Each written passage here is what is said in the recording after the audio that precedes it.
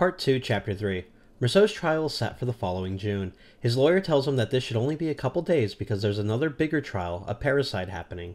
They drive Meursault to the court and a policeman offers him a cigarette. Meursault says no and the police ask if he's nervous. Meursault says no, but he's interested in seeing what a trial looks like. The policeman says that they get boring after a while. When he goes into the courtroom, he notices the jury and thinks of them as people on a subway judging a new passenger. The courtroom seems really crowded and Meursault asks the policeman about it. The policeman says that it's because of the press. It feels like everyone knows each other except Meursault. One of the reporters says that because news is slow in summer, they blew up Meursault's case just a little bit. Meursault's lawyer and the prosecutor come in and the trial starts. As the charges are read and the jury selected, Meursault notices a young reporter that reminds him of himself.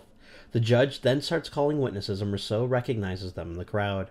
The director and caretaker, Thomas Perez, Raymond, Mason, Solomano, Marie, who waved to him, and Celeste.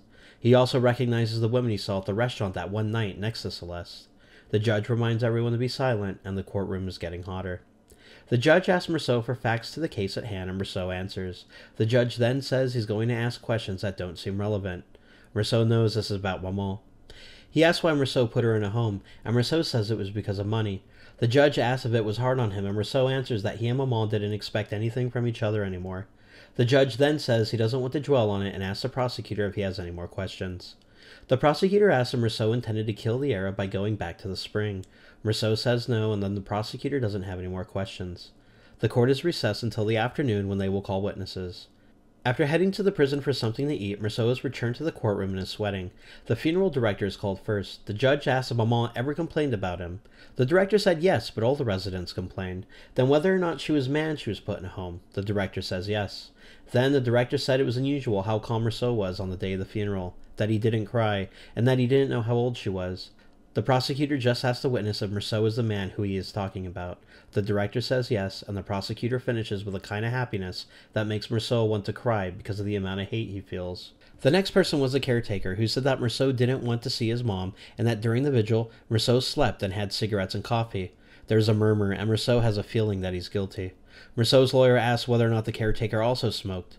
The prosecution gets mad at the question, but the judge allows it, and the caretaker says he shouldn't have, but he did. He says he couldn't refuse when Meursault offered. They ask Meursault, who says it's true, and that he offered him the cigarette. Then the caretaker says he offered Meursault the coffee. The prosecution shouts over the defense that a stranger can offer someone a coffee, but that someone should refuse if they're next to their dead mother. Thomas Perez is called next, and he asks to be helped to the stand. Perez says he really didn't know Meursault, and was too sad at the funeral to notice anything, especially with the crying and fainting. The prosecution asks if Perez saw Meursault cry. He says no. Then the defense asks, did you see him not cry? And he says no. The defense says that with this trial, everything is true and nothing is true. After a short recess, Celeste is called to the stand. Celeste says that Meursault is more than a customer, like a friend, and that he wasn't withdrawn but only spoke when he had something to say. When asked about whether or not Meursault kept up with his bill, Celeste said that it didn't matter between friends. Celeste says that the way he sees it, it was just bad luck. The judge tells him that that's enough, and Celeste wants to say more, but the judge tells him that they are here to judge this sort of bad luck.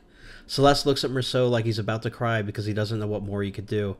It is the first time in Meursault's life he ever wanted to kiss a man. Celeste then goes to sit down. Marie was the next witness, and she had a striped dress with a hat that looked very beautiful, but nervous. Marie tells the judge where she knows Meursault and says that she's his friend, but that they were planning to get married. When asked about when their relationship began, the prosecutor noted that the date was a day after Maman died. The prosecutor then has her tell the court everything about the day their relationship started. The swimming, the movies, going back to his place.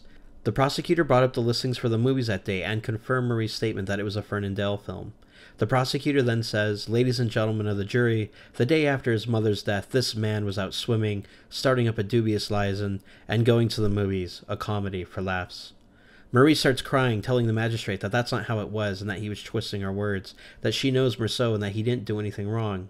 Then the judge has her taken away. After Marie, no one paid attention to Mason, who called Meursault honest, or Solomano that Meursault was good to his dog and only put his mom in a home because they ran out of things to say. The last witness was Raymond. Raymond blurts out that Meursault is innocent, and the judge tells him his only job is to say the facts. Raymond says that he was the one the victim had hated, and the fact that Meursault was on the beach with the brother was pure chance. But the prosecutor points out that Meursault was the one who wrote the letter.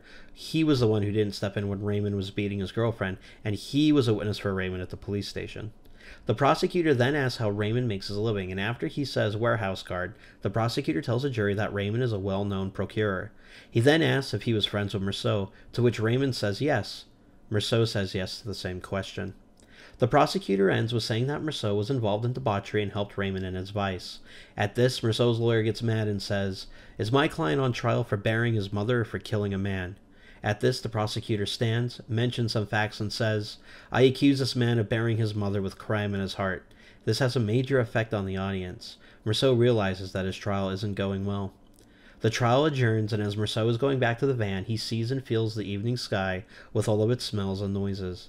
It was the hour when he was normally perfectly happy, but instead of happy sleep, he's heading back to his cell.